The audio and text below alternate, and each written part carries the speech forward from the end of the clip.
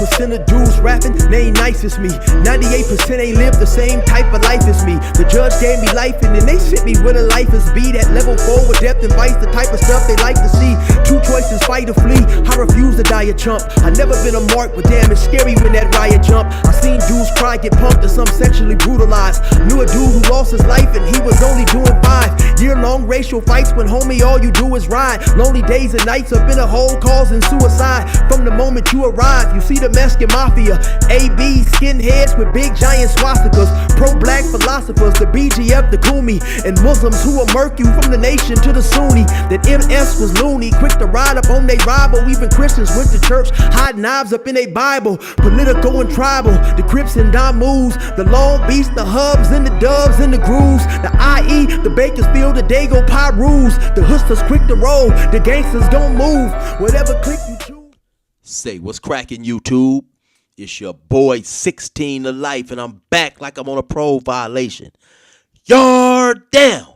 Now, for those of y'all that's new to my page, in 1994, I got arrested. I was eventually sentenced to 16 years plus life, and I served 24 years straight in the California prison system. Yeah, that's me gassing on that intro song. And if you want to get that, get at me on my email, 16tolifemusic@gmail.com, and I'm going to give you the information. Now, let's get right into today's video, man. So today, I'm going to be doing a reaction video to a YouTube channel called War in Cali. He's talking about a dude I was locked up with and knew relatively well, and let's get into the video.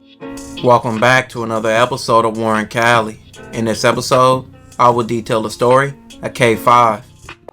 Now, I was locked up with K-5, right? I know after a while they get to talking about K-5 went bad and all that. Well, I was locked up with him before all that, right? And so at that time, man, K-5 probably was about, I want to say, I don't know, maybe 19, 20 years old. We ran across each other at CMC East. And actually, me and K-5 was in the same building on the same tier. He was probably maybe about 5 or 6 cells down from me now. At this time, man, K-5 is a naturally big old dude. When I say naturally big, I'm talking about like baby Huey, you know. It wasn't like he got big from lifting weights. This dude was just naturally born to be big. And at that time, he was young, wild, and active. Now, K-5 name has been ringing for a while. He's from South Central, rapping the Van Ness Gangsta Brims, one of the 3 Brim sets in Los Angeles, the other being the Fruittown Brims and the Harvard Park Brims. And those sets beef with various Crip gangs, some being a Rolling 30 Crips, the Rolling 40 Crips, and a Rolling 60 Crips, and anything affiliated with the neighborhood car. And K-5 name rings for what he's done to his rivals. You hear a lot of gang members give him props from the work he put in the streets to what he did to rivals in jail. K-5 like, nigga, on VM, all you hear is, boop, boop, boop, boop, boop, boop, boop, boop. Get up under the bunk, blood. Get up under the bunk, blood. K-5 like on blood, he under the bunk. Now, that's funny right there, right? Because that is a pretty good K-5 impersonation, man. One thing you was going to hear, if K-5 was around, you was going to hear a blood 1,000 times a day, and you was going to hear on 50s, blood on 50s. That was his main thing, man. K-5 used to say blood and on the homies every other sentence it appeared like. I remember when a dude, man, by the name of Bam, I forget where Bam was from. Bam, shout out to Bam. Bam is out right now. He done a lot of time. Bam was about a Compton, right? But I remember him telling K-5 one day. He said, "Hey, K-5, homie, you ain't gotta put everything on bloods. Everything ain't gotta always be on bloods." We like, fuck. I'm like, P Junior, cut take that to a Crip, bro. He like, bro, he got it on the bunk, bro. We can't ride for that. He's a buster, like, he's supposed to squabble it out, bro. Then we can come home, come out and get cracking. He get him under the bunk and like, hey, I can't be in here. Everything I love, man. Lomac from Raymond said he was bull while he was fighting. Swear to God, he said, "Say you bull." He said, I'm boo, man. Come on now. K-5 come to the door. He like, oh yeah, we gotta get in. I'm like, all right, let me heal up and we gonna get it. He like, nah, fuck that, we gonna get in. So he comes to the cell, we squabble, I blitz him. So now I'm hitting him hard, his back against the wall. He hit me, bam, it was hard. I ain't gonna even cap, he hit hard. The big fat he can't fight, but he can hit hard. Hit me a couple times hard, and then I blocked up. So in the block up, he like, you cool? I'm like, yeah, I'm cool. So like, all right, say you cool. I'm like, look, bro, I'm cool. You got that. You did that. I go down until I beat up every neighborhood on the block. You feel me? I made that nigga Sticks from 111, made him shit on himself. C-Star got so motherfucking scared, he dove in a Mexican and ran. Said he couldn't be up in the module no more, so you know they put him in 4700 with the nigga Foley for whatnot. Everybody talking about Low Mike got with my program. Like, yeah, Blood ain't no motherfucking bully. You feel me? I whooped on Blood so bad, I made that nigga say he was bull. A lot of people recently have been speaking bad on K-5, saying he snitched. But you should never call someone a snitch without seeing their paperwork. Now, like I said, you know, all this stuff right here with his case that he caught was after I ran into K-5, man. But like I said, when I was up there with K-5, K-5 was squabbling. He wasn't extra turned up, right? I mean, K-5 was cool. I mean, when it was time for him to get cracking, he would handle his business. But he wasn't just walking around just turned up, in my opinion, looking for trouble. Me and K-5 was in the same building on the same tier. I actually was like about maybe 6 or 7 cells down from K-5. K-5 one day happened to get into a fight with his cellie. And man, it sounded like a freight train was up in there. You know, you could hear him down there squabbling.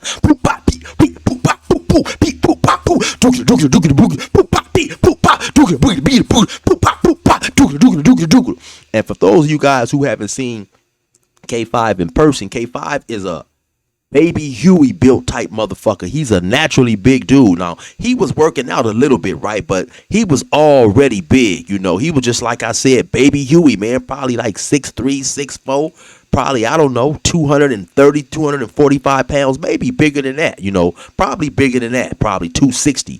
He was a naturally big dude. On this particular cell fight that I'm talking about, the dude he got into it was an older cat. You know, he wasn't too old to be fighting, but he was definitely had K-5 by about maybe, you know, 10 to 15 years.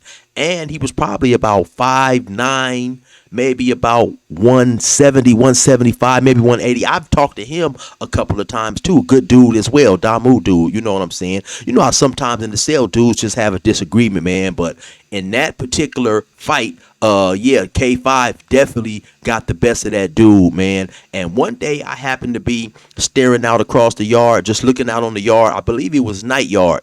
And K-5 was arguing with one of his homies in an area that we call the alley. Now, K-5 was ground level. The alley has this little like area that used to be like for shuffleboards. And the Damu that K-5 was arguing with was standing up on that little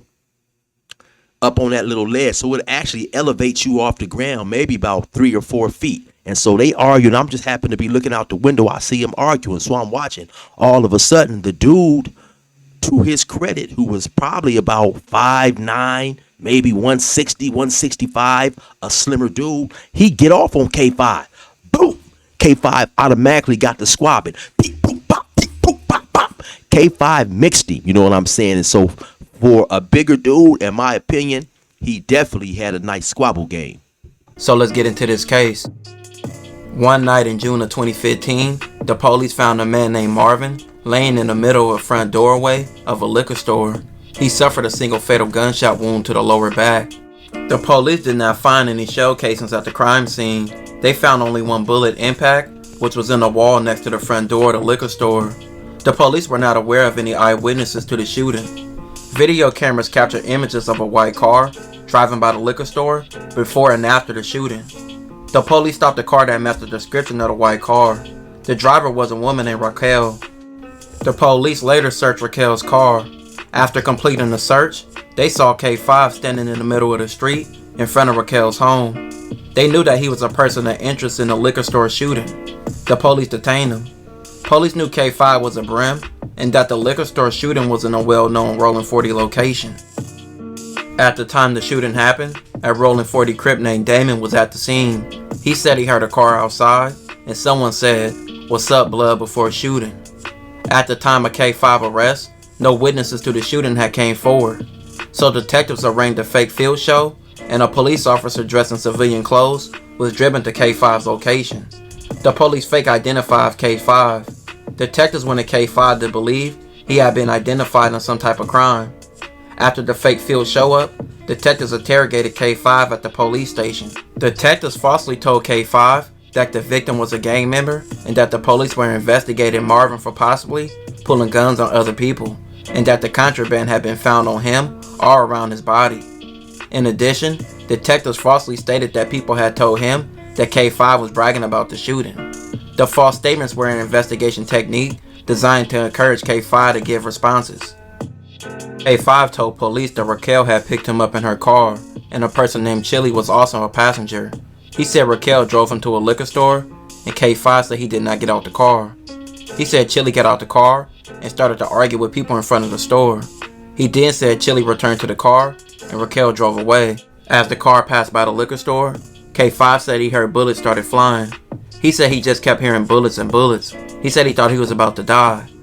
Now, see, that's right there. That's crazy. Now, if in fact all this is true, that's where K-5 went bad. This is where I talk about not making any statements, not making any type of statements to the police, because what K-5 did right there is he put himself on the scene. Even though he didn't confess to shooting, he put himself on the scene at the time of the shooting. Now, even though the police said they discovered him later, had he just stayed quiet, got the evidence later on, he could have always then made a story through, of course, his lawyer of why he was there, and then you let your lawyer represent that. He could have said, hey, he just came around the corner, he just stepped out of the house. But once you put yourself on the scene and you make a statement, you lock yourself in. That's why dudes try to free themselves by making these statements when you just shut the fuck up and don't say shit. Then he stated he ducked and shot straight up into the air. He stated he fired 2 shots. He was certain that he had not hit anyone. He said he knew he hit the wall because he heard it, and he was just trying to protect himself. Now, to me, that's crazy. Why, under any circumstances, would you ever admit to firing a gun in a situation like this, or firing a gun to the police, period? Once again, that's why keeping quiet is so important. Individuals be trying to free themselves for the moment, not necessarily knowing they are locking themselves down for a long time. Instead of just shutting up, going to jail for however long you have to go initially, you might only be there for a couple of days and they don't have enough evidence to hold you. You may not say anything to lock yourself in, and Mike can get the deal of a lifetime. Who knows? But once you make a statement, it's all bad. He wanted to cause a distraction so that the car could get away. K-5 told detectives it was self-defense, and he was surprised that Raquel's car didn't get hit one time. He estimated that the people shooting at them had fired more than 50 times. He said God was with us. Police had nothing on K-5, and they tricked him to talk, which he did. He put himself to the crime, and also Chili and Raquel. Now that's crazy, right?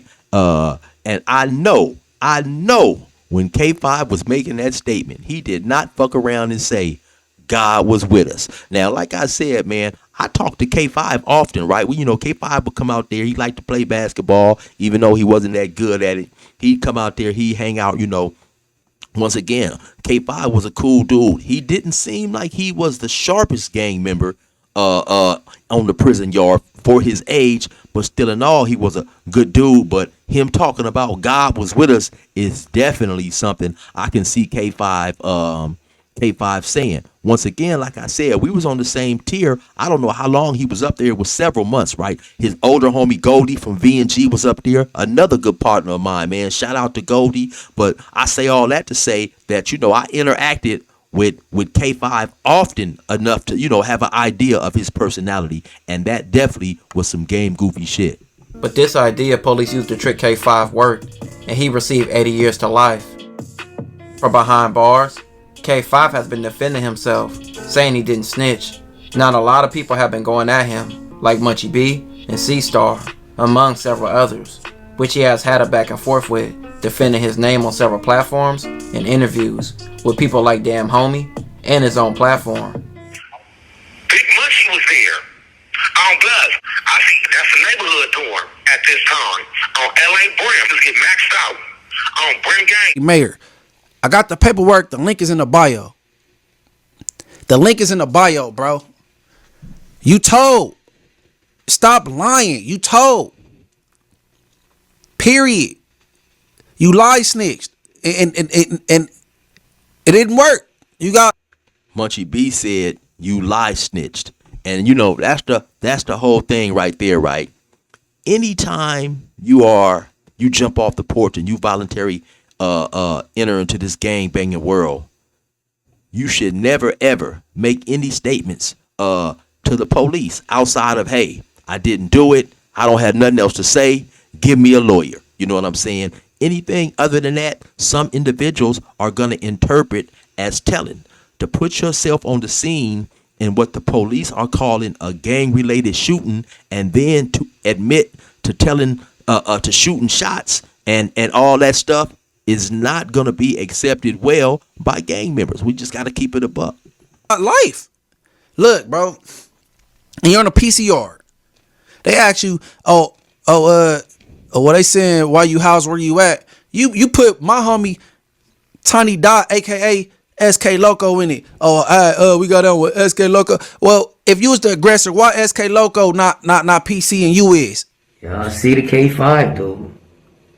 Why would you even jump on the internet talking about this man in any highly about this man in any form, fashion, way, or we ain't doing that. We not doing that, girl.